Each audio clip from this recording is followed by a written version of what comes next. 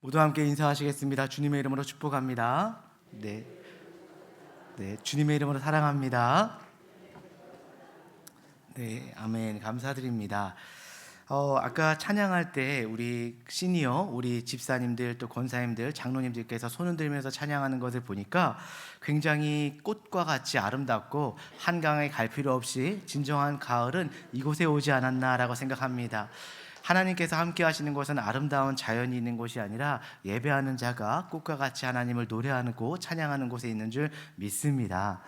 작년에 코로나 때까지만 해도 제가 이맘때 설교 자리에 섰을 때는 그때는 텅 빈 그런 자리였습니다. 물론 온라인으로 다 예배를 드리고 계셨지만 그때와 비교하면 지금은 다르게 많은 분들이 오셔가지고 이렇게 하나님을 찬양하는 모습이 참으로 아름다웠습니다. 제가 보기에도 이렇게 아름다운데 하나님께서는 어떨지 참 상상이 가질 않았습니다.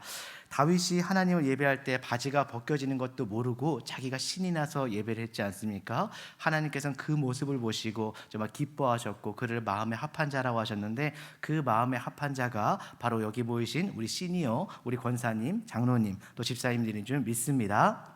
아멘.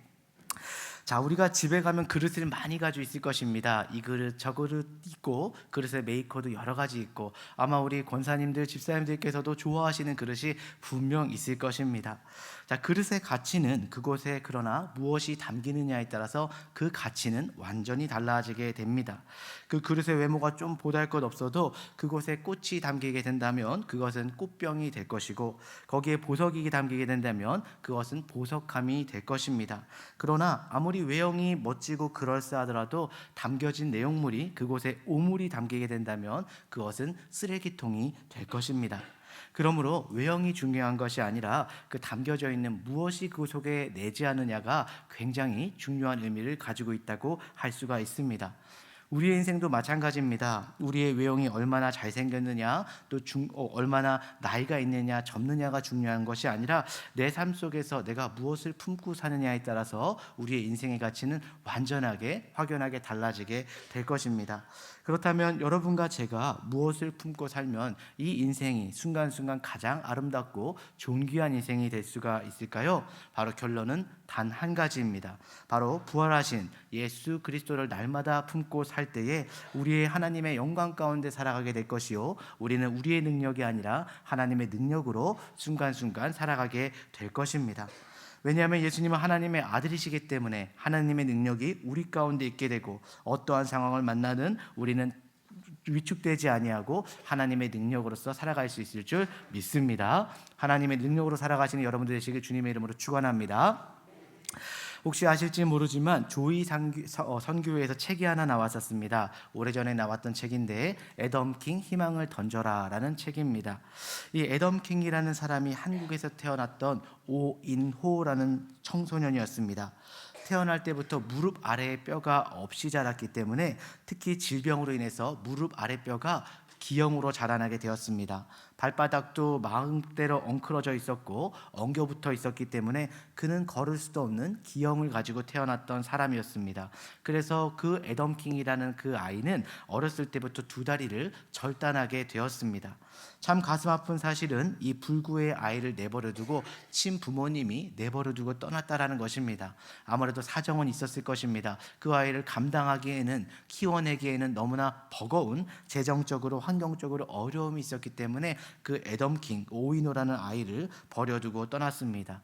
그때 그 버림받았던 아이의 마음이 얼마나 아팠겠습니까? 육체가 일그러지고 깨어진 것도 아픈 일인데 부모님께 버림을 받았다고 생각하니 아마 지워지기 힘든 상처로 남아있을 것입니다.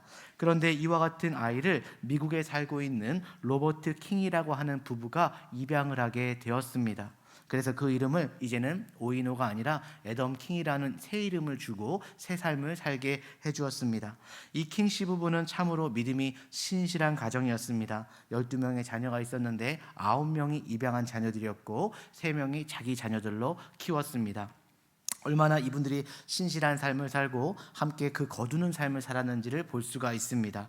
이 킹씨 부부가 이 아이를 미국으로 데려와서 이제는 절단된 그 두 다리를 잘 수술해주고, 그리고 단단하게 철갑으로 만든, 티타늄으로 만든 의족을 붙여주어서 이제는 걸을 수 있게 만들어 주었습니다. 무엇보다 그 아이에게 신앙 안에서 말씀을 가르치고 예배를 가르치면서 사랑으로 품고 다듬어주면서 기도하면서 그 아이의 인생이 완전히 변화되게 됩니다. 어쩌면 상처로 얼룩되어져 있고 항상 불안함과 두려움과 빼쪽빼쪽 누군가를 찌를 수 있는 아픈 상처를 가지고 있는 친구인데, 두 다리는 절단되었고 걷기도 힘든 육체의 불안함을 가지고 살던 아이였는데, 그럼에도 불구하고 그 아이는 주님의 사랑과 예배와 또 그 가정의 사랑 가운데서 완전하게 변화되게 되었습니다. 그리고 엄마한테 버림받았던 그 상처까지도 완전하게 깨끗하게 치유하게 되었습니다. 그 아이는 항상 밝았고 자신감에 넘쳤습니다. 왜 그럴까요? 바로 그 안에 계신 깨어진 질그릇과 같은 모습이었지만 그 안에 예수님을 담게 되었기 때문입니다. 야구를 좋아했기 때문에 야구를 시켰는데 한 번도 그 잘려진 다리를 숨긴 적이 없습니다. 그는 의족을 그대로 들여놓고 오히려 반바지를 입고 당당하게 다니면서 야구도 하고 운동도 했습니다. 기억하실지 모르겠지만 이 애덤 킹이 2001년도에 우리나라 잠실구장에 온 적이 있었습니다. 그리고 그가 수만 명의 관중들 앞에서 시구를 한 적이 있었는데, 그때 그가 공을 던진 후에 이렇게 얘기를 했습니다. 나는 공을 던진 것이 아니라 희망을 던진 것이다. 어쩌면 그 안에 한마디의 말이지만 내포되어 있는 말이 있을 것입니다. 나와 같이 쓸모없는 이 육체도, 나와 같이 일그러지게 깨어진 사람들도 예수 그리스도를 만난다면 나와 같이 희망을 던질 수 있다라는 그런 찬양을 노래하게 된 것입니다. 얼마나 당당하고 아름다운 고백입니까? 다리는 잘려지고 몸은 비틀어졌을지 모르지만 누가 봐도 깨어진 질그릇과 같은 인생인데 어떻게 이렇게 아름다운 찬양을 노래할 수가 있었을까요? 왜냐하면 그 안에 예수 그리스도께 살아계시기 때문에 그는 질그릇같이 완전하게 깨어지지 아니하고 보배로운 가치 있는 그릇이 된 줄 믿습니다. 이런 측면에서 우리 외형이 문제가 아니라, 우리 나이가 문제가 아니라, 장애나 깨어진 그런 장애가 문제가 아니라 우리 가슴 속에 무엇을 품느냐에 따라서 우리의 하루하루의 인생은 완전하게 달라지게 될 것입니다. 그 예수 그리스도를 날마다 품으시고 날마다 승리하시는 우리 성도님들 되시길 주님의 이름으로 축원합니다. 아멘. 아무리 부족하고 연약해 보이는 인생일지라도 우리가 예수 그리스도를 마음 가운데 품고 살게 되면 누구나 보석같이 빛난 인생이 될 수가 있습니다. 이런 의미에서 우리가 물어야 될 가장 중요한 질문은 우리가 최대의 보배이시고 가장 존귀하신 그 보물이신 예수님을 우리가 품고 사느냐입니다. 우리가 품고 살지만 우리가 모든 영역 가운데서 그 주님을 품고 우리가 반응하고 있느냐입니다. 우리가 예수님을 품었을 때 우리가 누릴 수 있는 능력과 행복이 오늘 본문에 잘 소개되어 있습니다. 한번 7절 말씀을 같이 읽겠습니다. 시작. 우리가 이 보배를 질그릇에 가졌으니 이는 심히 큰 능력은 하나님께 있고 우리에게 있지 아니함을 알게 하려 함이라. 아멘.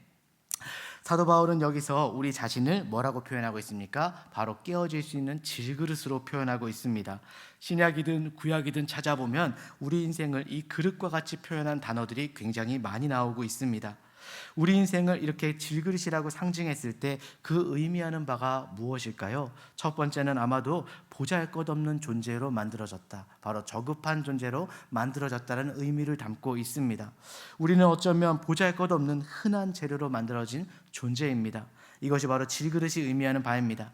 창세기 2장 7절에 보게 되면 하나님께서 인간을 창조하실 때 무엇으로 창조하셨습니까?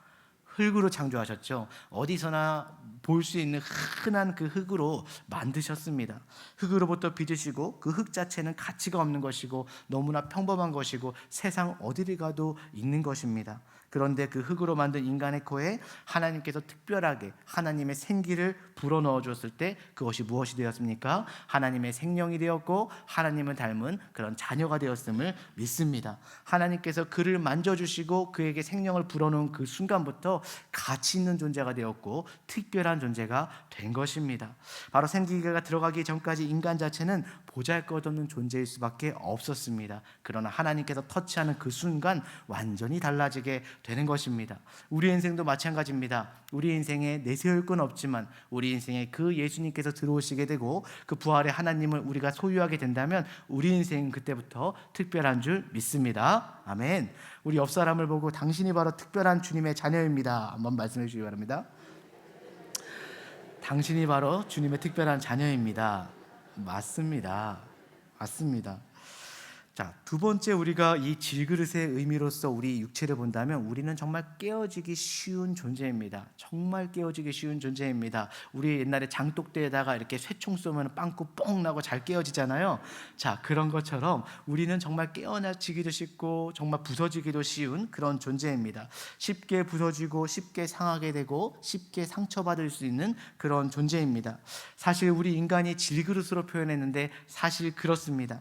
대단해 보이지만 조금만 상처를 주어도 상처받게 되고 깨어지게 되고 작은 시련에도 무너지고 고름을 짜내는 것이 우리 인간의 존재일 수 있습니다. 우리가 얼마 전에 겪었던 그 코로나를 한번 생각해 보시기 바랍니다.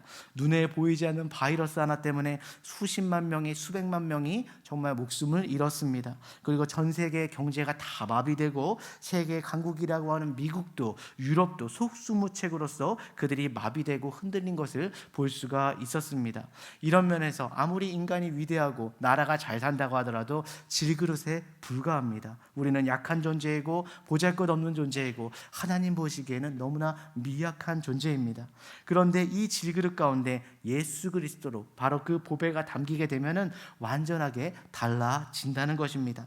질그릇 자체는 아무 영향이 없지만 그 안에 담긴 보배 때문에 엄청난 변화를 경험하는 존재가 된다는 것입니다. 여기서 보배가 누구십니까? 바로 살아계신 예수 그리스도인 줄 믿습니다. 그 예수 그리스도를 소유하실 때 우리 인생이 달라지고 가정이 달라지고 자녀가 달라지고 여러분의 하루하루가 달라질 줄을 믿습니다. 엄청난 변화가 일어날 것이고 그 안에 보배이신 주님을 소유하게 될 때 우리는 달라지게 될 것입니다. 우리나라를 한번 생각해 보시기 바랍니다.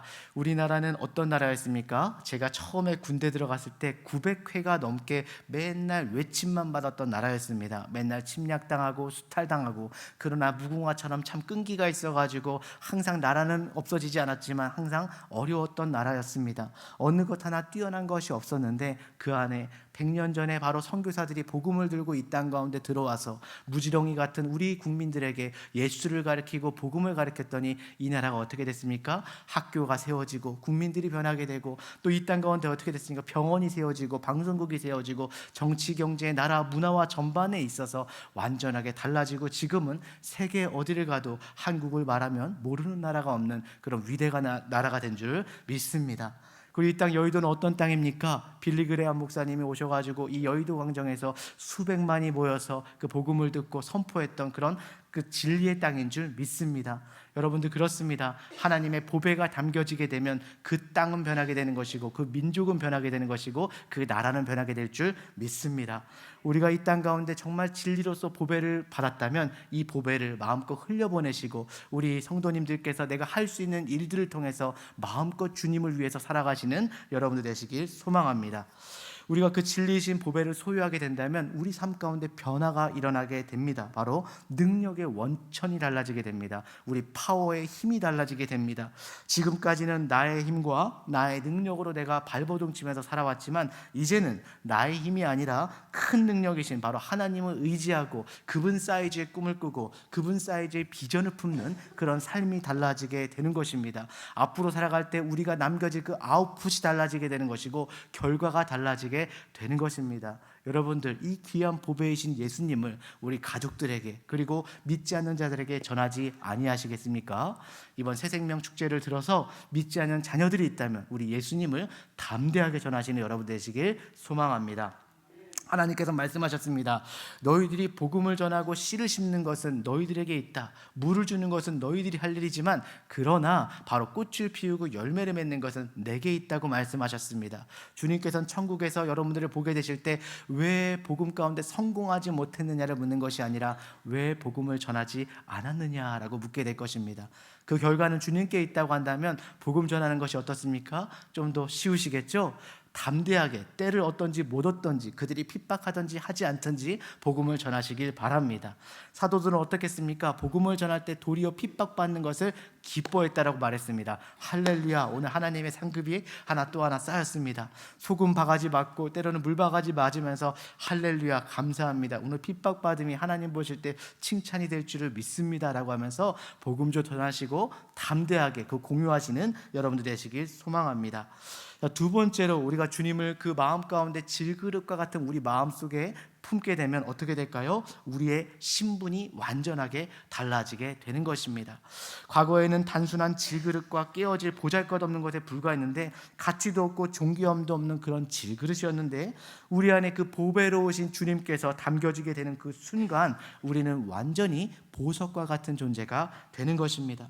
하나님을 사랑을 받는 존귀한 인생이 되는 것입니다. 이런 의미에서 예수님을 만나는 것, 예수님을 그 사람 인생에 심는 것은 굉장히 중요한 일이고 가장 귀한 일인 줄 믿습니다.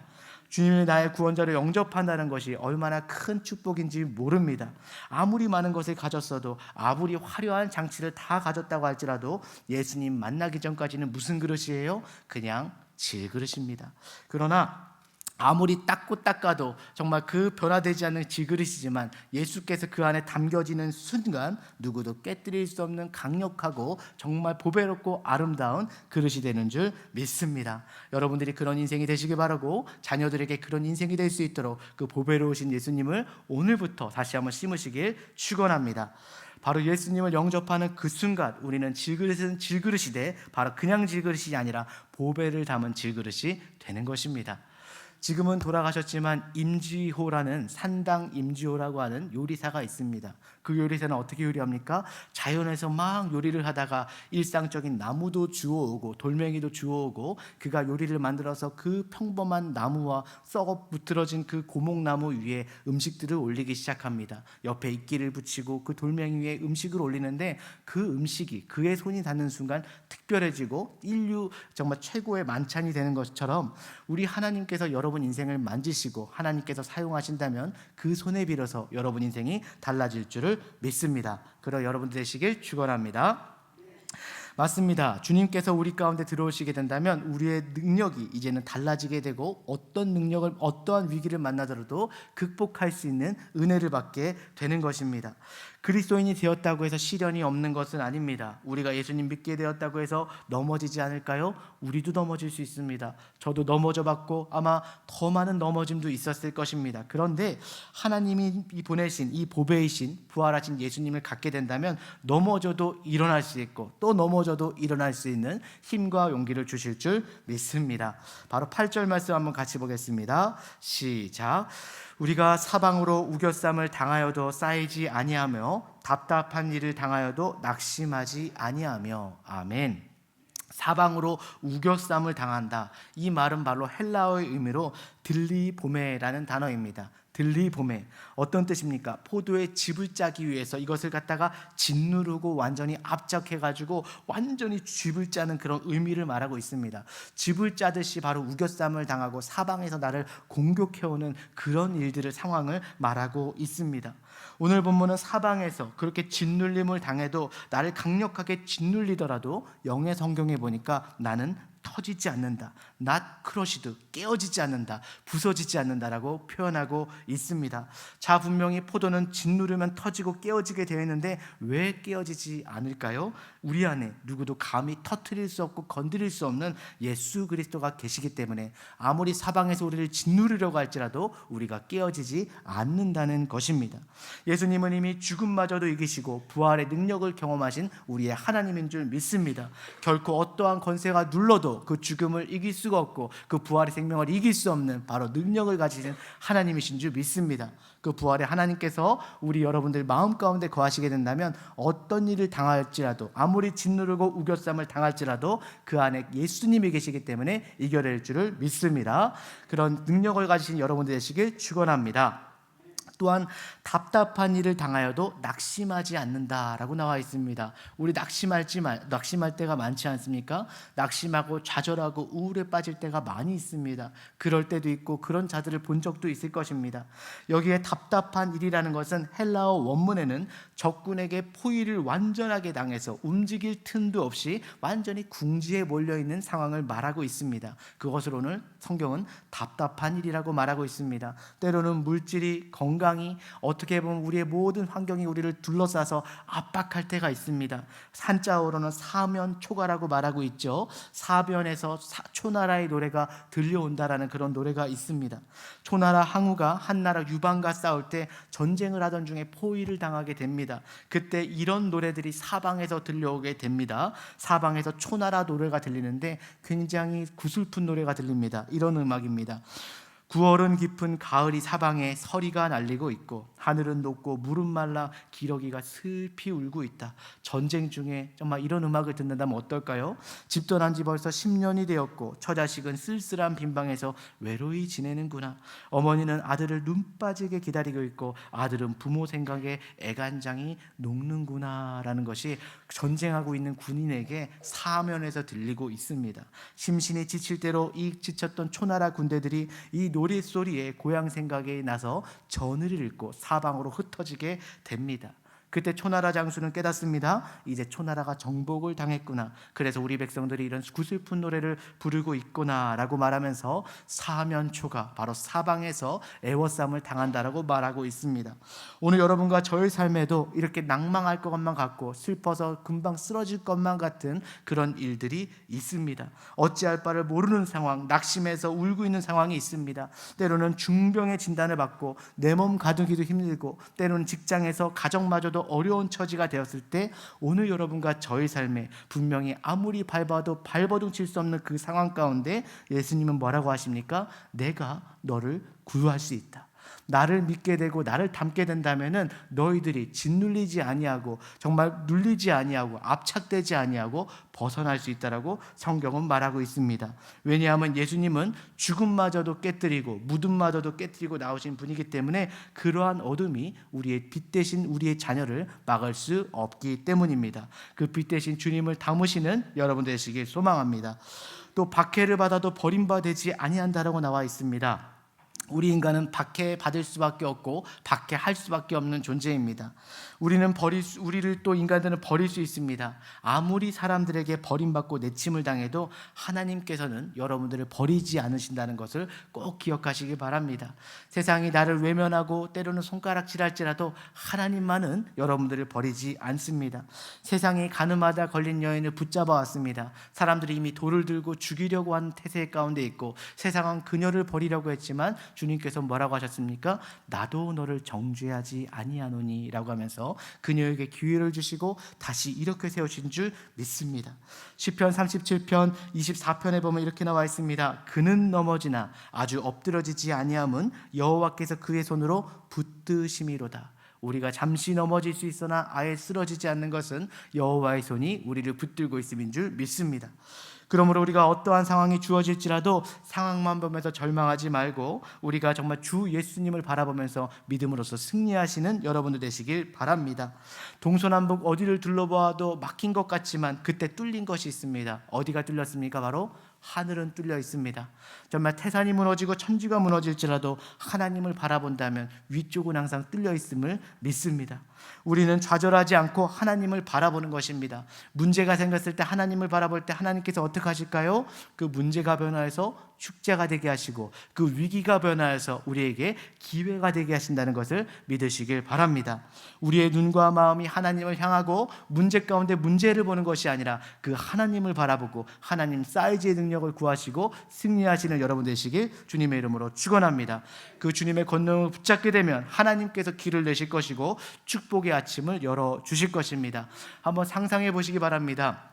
홍해 앞에 있었던 이방 200만의 그 이스라엘 백성들이 뒤에서는 적군들이 쫓아오고 있고 앞에는 홍해가 가로막혀 있는데 우리는 죽었구나라고 생각했을 때 어디를 바라봤습니까? 바로 하늘을 바라보고 주께서 명령하시는 대로 모세를 통하여서 그 길을 내기 시작했을 때 그들이 어떻게 갔습니까? 그 젖은 땅을 마른 땅과 같이 걸어가고 한 명도 다치지 아니하고 그 애굽을 건너갔다라고 말하고 있습니다. 하나님께서는 그러신 분이십니다. 위기만 넘을 뿐만이 아니라 여러분들에게 형통의 길을 내시는 분이십니다. 그 좋은 예가 캐몬스 윌슨이라고 하는 그런 분의 이야기에서 발견할 수가 있습니다. 이분은 1950년대 테네시 멤피스에서 살고 있었던 분입니다.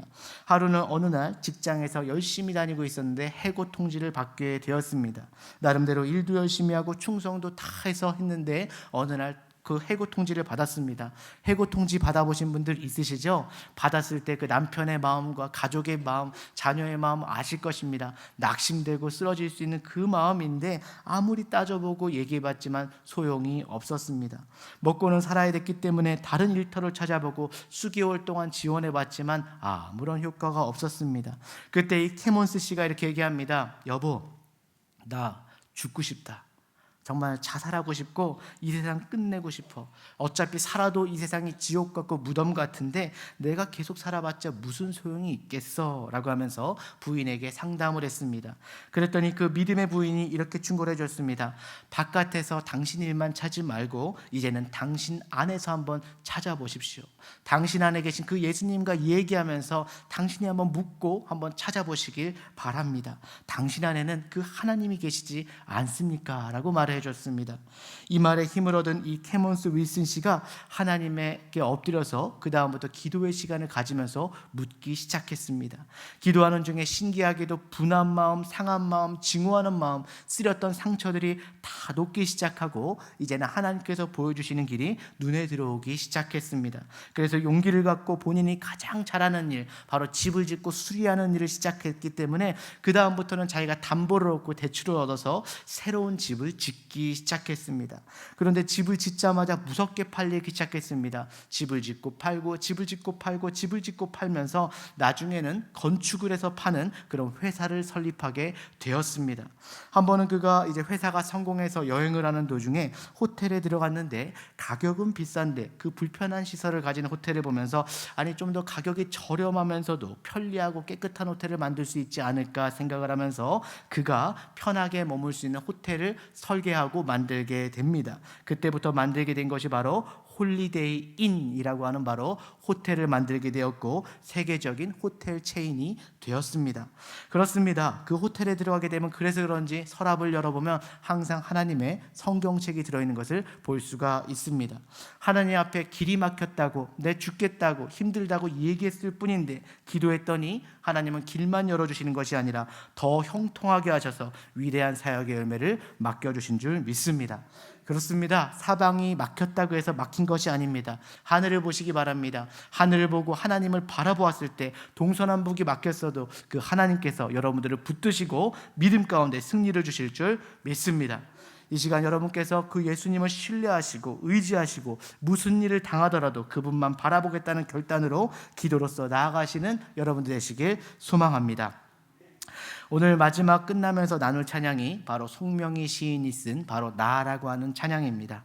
아시는 대로 이 송명희 자매, 어떤 자매입니까? 의사가 태어날 때부터 그 뇌를 잘못 건드려가지고 뇌성마비로 태어나게 되었습니다. 7살 때까지 누워서 지낼 수밖에 없었고 그녀는 장애가 있었습니다. 자기 목 하나 가눌 수밖에 없었기 때문에 어머니가 업어주거나 안을 때마다 목이 뒤로 제쳐지기 때문에 항상 그렇게 지낼 수밖에 없었습니다. 잘 움직이지 못하는 몸 때문에 어머니에게 대들기도 하고 소리를 지르기도 하고 하나님 앞에서 발버둥을 쳤던 그런 사람이었습니다. 한마디로 몸도 상하고 마음과 영혼이 다 황폐해져서 나는 세상 가운데 아무것도 할 수 없어. 나는 깨어진 그릇이야. 내가 무엇을 할 수 있을까? 이런 몸으로 나는 아무것도 할 수 없어라고 했는데 그때 이분이 사춘기 때 그 주님을 만나게 됩니다. 하나님을 인격적으로 만나게 되었습니다. 사면 초가와 같은 그 상황 속에서 육체는 누워있을 수밖에 없고 누가 움직여주지 않으면 움직일 수 없는 그 상황 속에서 주님을 만나게 되면서 그의 심령이 변화되기 시작했습니다. 매일 매일 그녀는 성경을 읽었습니다. 그 속에서 하나님의 음성을 듣기 시작했습니다. 하루에 서너 시간씩 기도하는 중에 하나님을 만나게 되고 그 인격적으로 힘을 얻게 됩니다. 남들이 알지 못했던 신비한 능력을 보게 되고, 남들이 알지 못했던 그 듣지 못했던 음성을 듣게 되고, 남들이 경험하지 못했던 그 하나님의 사랑을 받게 되면서 가슴 속에서 입술 가운데 터져나왔던 노래가 바로 이 나라고 하는 찬양입니다. 가사는 이렇습니다.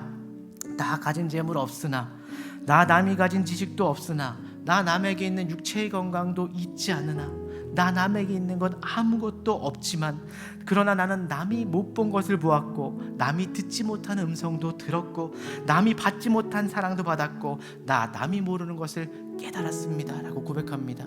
그리고 마지막에 이렇게 얘기합니다. 공평하신 하나님이, 나 남이 가진 것 없지만 공평하신 하나님이 나에게 남이 없는 것을 갖게 하셨다라고 고백을 했습니다. 여러분, 아무것도 가지지 못한 자매가 온몸이 비틀어지고 스스로 아무것도 할 수 없는 그 자매가 깨어진 것 같이 비틀어진 그 몸으로 하나님이 공평하시대요. 공평하시지 않은 하나님인 것 같은데 공평하시다라고 고백을 하게 됩니다. 그러면서 그녀가 할 수 있는 시를 짓게 되고 하나님을 찬양하게 되고 노래하게 되었습니다. 바로 이 자매가 공평하다고 고백할 수 있는 유일한 한 가지 이유가 있다면 그 속에 살아계신 보배와 같은 예수 그리스도가 계시기 때문입니다. 질그릇과 같이 깨어진 몸, 삶에서 아무것도 할 수 없는 그런 환경이지만 그 마음 가운데 예수께서 들어오시니 그가 하나님을 찬양하고 노래하고 하나님을 만방에 알리는 그런 도구가 된 것을 믿습니다. 그렇습니다. 우리가 어디 가는 곳곳마다 그 예수님을 마음에 품고 살아가는 것이 중요합니다. 비록 내가 남들보다 나이가 많고 남에게 있는 건강이 있지 않지만, 남에게 있는 많은 제한이 있을지 모르지만, 그 하나님을 품고 살아갈 때 우리 시니어들을 통해서, 우리 성도님들을 통해서 하나님께서 하실 일들이 많이 있을 줄 믿습니다. 가는 곳마다 이 보배이신 예수님을 나누시고 그 영광을 위해서 달려가시는 모든 분 되시길 주님의 이름으로 축원합니다.